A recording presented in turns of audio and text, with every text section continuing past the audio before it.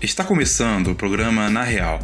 Toda semana, temas relevantes para ouvir. Uma produção da Rádio PUC-Rio Comunicar.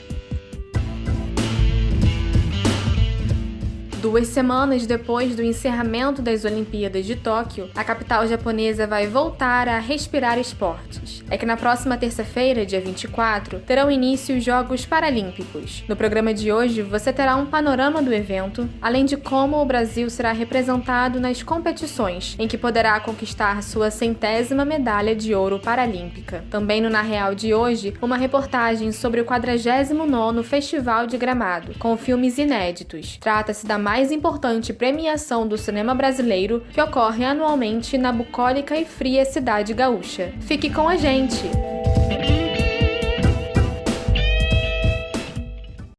Com recorde de atletas, a delegação brasileira vai disputar 20 modalidades e terá 260 representantes nos Jogos Paralímpicos, que começam na próxima terça-feira em Tóquio. A reportagem é de Juliana Poti. As Paralimpíadas nem começaram e o Brasil já quebrou recorde nos Jogos. Essa é a edição que contará com a maior quantidade de atletas fora de casa, 260 em 20 das 22 modalidades participantes. Com início na próxima terça-feira, 24 de agosto, os Jogos Paralímpicos de Tóquio vão ser inaugurados pela cerimônia de abertura às 8 do Brasil. Os porta-bandeiras brasileiros serão os medalhistas paralímpicos Petrúcio Ferreira, do atletismo, e Evelyn Oliveira, da bocha. É de se esperar que o Brasil consiga bater a meta da 100ª medalha de ouro em Paralimpíadas devido ao retrospecto favorável. Mas para que isso aconteça, será necessário que os atletas cheguem ao topo do pódio pelo menos 13 vezes ao longo da competição. E se em 2016 o Brasil garantiu medalha em 72 oportunidades, em Tóquio as expectativas são maiores ainda. A competição vai acontecer sem público e será marcada pela estreia de 2 modalidades, o para-taekwondo e o para-badminton, com boas perspectivas de medalha para o Brasil nos 2 esportes, principalmente com a campeã mundial de para-taekwondo Débora Menezes, que foi ouro na categoria acima dos 58 quilos no Mundial de 2019. Outra modalidade com grandes chances de medalha é o atletismo. Donos da maior quantidade de atletas da delegação brasileira, com 64 representantes e 18 atletas guia, a esperança do primeiro lugar no quadro de medalhas da modalidade é uma realidade possível. É o que pensa Edson Cavalcante Pinheiro, que vai competir em Tóquio nos 400 e 100 metros rasos da classe T38, destinada a pessoas andantes com paralisia cerebral. O nosso objetivo é estar entre as melhores equipes, né? E nós temos grandes chances, sim, de repetir esse feito e até melhorar, né? Nossa meta é brigar para estar em primeiro no quadro de medalhas, né? Então, a gente tem trabalhado para isso e o objetivo é esse, é colocar o Brasil em primeiro lugar no atletismo. A gente sabe que o resultado final da Paralimpíada não depende só do atletismo, né? Mas a gente vai fazer a nossa parte para dar o nosso melhor. Como lembrou Edson, o resultado geral do Brasil em Tóquio não é refém do atletismo, mas as expectativas são altas para que o time Brasil consiga superar a sua melhor classificação nas Paralimpíadas, que ocorreu em Londres com a 7ª colocação. Outros esportes com grandes chances são o futebol de 5, o goalball, a bocha, o ciclismo e a natação. A equipe de halterofilismo brasileira também vem bem representada depois das 7 medalhas na etapa da Geórgia da Copa do Mundo em 2021. A medalhista de pratas por equipe na Copa, Tayana Medeiros, é estreante em Paralimpíadas e não vai medir esforços na competição até 86 quilos. Pretendo ir sim em busca de uma medalha, dependendo se for ouro, prata ou bronze, eu vou para cima, não quero saber de adversária, eu quero saber de fazer o meu, fazer a minha marca, independente dela qual for. A sensação de estar aqui vivenciando uma Paralimpíada está sendo uma das melhores da minha vida, porque é minha primeira Paralimpíada, né? Eu comecei essa caminhada em 2016, depois de ter participado de ter ido assistir, na verdade, os jogos e me apaixonei.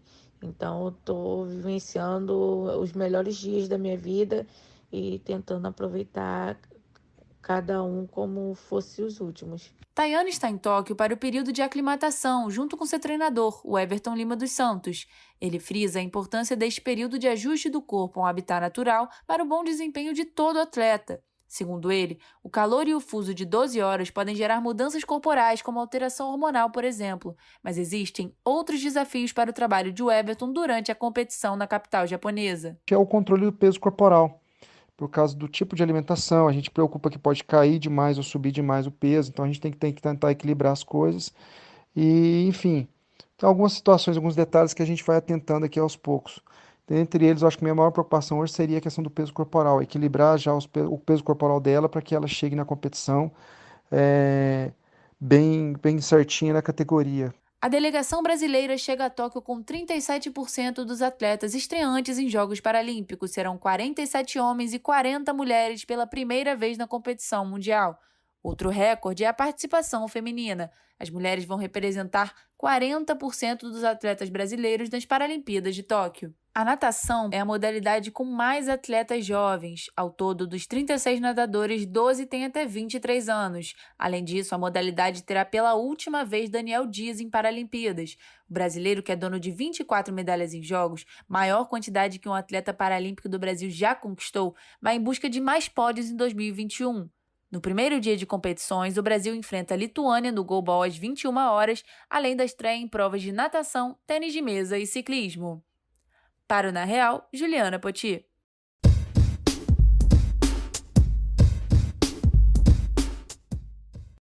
O Festival de Cinema de Gramado, cuja premiação será neste sábado, celebra sua 49ª edição com eventos online e filmes inéditos. O festival reforça o seu papel como meio de fomento à cultura brasileira, como explica o repórter Luiz Felipe Azevedo.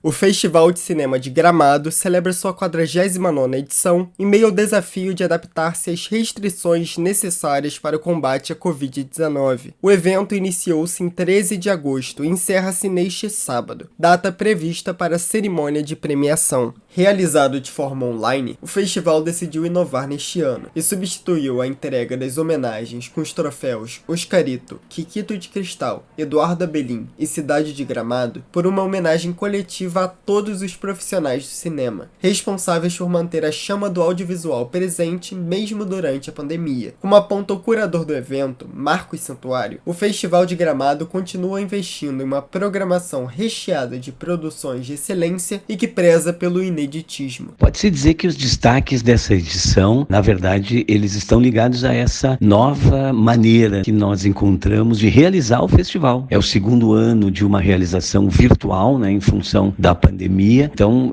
os filmes continuam sendo inéditos, todos eles inéditos no Brasil, os filmes brasileiros e os filmes estrangeiros. São produções que já estiveram, várias delas em festivais fora do país, algumas foram premiadas, inclusive, e trazem, assim, sobretudo, hoje, diretoras e diretores que não são tão conhecidos do grande público, mas há um elenco importante de atrizes e atores, como Glória Pires, Matheus Natchergali, Renata Sorrá, Lázaro Ramos, entre outros. Pelo segundo ano consecutivo, os espectadores podem conferir as peças audiovisuais através do site do evento ou pelo Canal Brasil. O curador do festival, Marcos Santuário, classifica a resistência como um dos papéis fundamentais da edição deste ano. Ele destaca que, mesmo diante de tempos difíceis, o festival permanece como uma grande plataforma de fomento à cultura. Nesses 2 últimos anos, há essa saída, criativa e ousada de utilizar-se do canal, da televisão e do streaming e da força e potência do online e das redes sociais para não deixar a produção audiovisual do nosso país e a produção ibero-americana sem uma janela de exibição importante dentro de um evento, que é um dos mais importantes do cinema mundial. Estrelado e produzido por Glória Pires, o longa A Suspeita foi responsável por abrir as portas do festival deste ano. Como aponta o diretor do filme, Pedro Peregrino, A Suspeita retrata uma investigadora que, em meio a uma grande operação, descobre que sofre do mal de Alzheimer. A Suspeita é um drama policial que conta a história de Lúcia, uma renomada investigadora da Polícia Civil do Rio de Janeiro, que aos 55 anos dedicou toda a sua vida à sua profissão e é um nome respeitado entre seus pares. Tudo muda durante uma investigação, Um escritor que estava escrevendo as memórias de um traficante de drogas, que teve seu telefone grampeado ilegalmente por Lúcia, é assassinado. E ela está sendo investigada por seus superiores por esse assassinato. Ao mesmo tempo, ela descobre que tem Alzheimer. Segundo Pedro Peregrino, o filme promove fortes reflexões. Ele ressalta duas: as escolhas e desafios que as mulheres enfrentam em espaços de trabalho, sobretudo em um ambiente tão masculino como a polícia, e a questão da memória, tanto no âmbito individual quanto coletivo. Outro destaque desta edição é o longa Carro Rei. Como explica a diretora do filme, Renata Pinheiro, Carro Rei opera no gênero fantástico e aborda a trajetória de Uno e a sua estranha habilidade de conseguir se comunicar com carros. Carro Rei é um filme que opera no gênero do cinema fantástico para contar a história de Uno, que é um rapaz que nasce no Agreste pernambucano, no início dos anos 2000, com uma estranha habilidade de conseguir se comunicar com os carros. Essa época também foi o momento em que a sua família conseguiu adquirir alguns carros para montar uma frota de táxis. Em 2019, uma lei estadual vai proibir a circulação desses carros com mais de 15 anos. Essa imposição vai fazer com que Uno precise se articular para salvar esse pequeno negócio da família e também para ajudar várias outras famílias e trabalhadores que utilizam também carros antigos para trabalhar. A diretora do longa, Renata Pinheiro, destaca que apesar do grande enfoque no protagonista, o filme também abre espaço para importantes discussões sociais. Carro Rei chama atenção aos falsos discursos políticos, que apesar de inicialmente se mostrarem interessantes, visam tornar os trabalhadores ainda mais escravos do sistema que não os favorece. Mais do que nunca, é hora de valorizarmos a cultura do nosso país. Rumo à sua 50ª edição, o Festival de Cinema de Gramado mais uma vez prova seu valor e retorna ainda mais acessível ao público. Luiz Felipe Azevedo para o Na Real.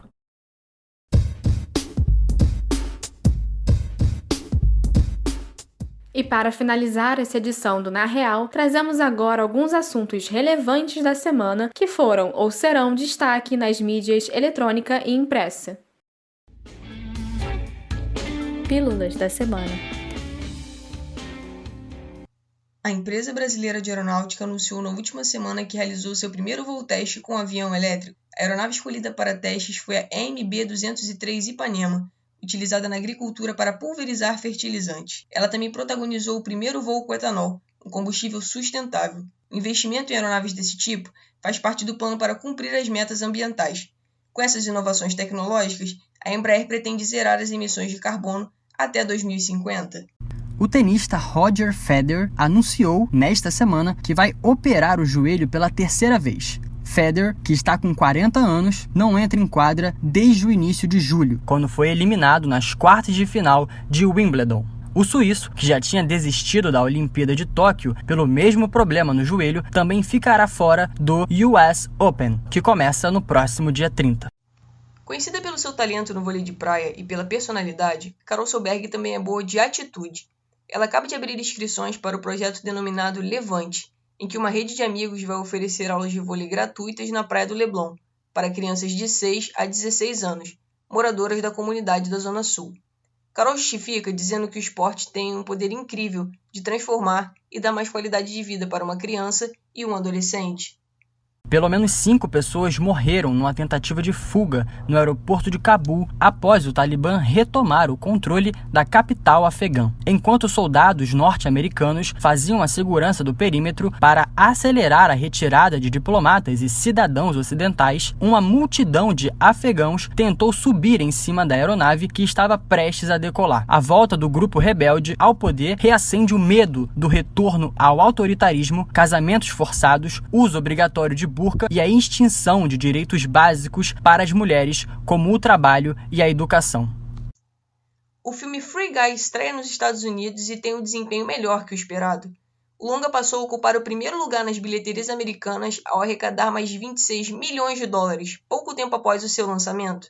A comédia de ficção científica, protagonizada por Ryan Reynolds, é um teste para a indústria de exibição de filmes, por estar sendo exibida exclusivamente nas telonas. Por hoje é só. O programa Na Real é produzido por estagiários da Rádio PUC com a supervisão de Célio Campos. Lembramos que a Rádio PUC faz parte do Comunicar, cuja coordenação é de Lilian Sabac. Até a próxima semana.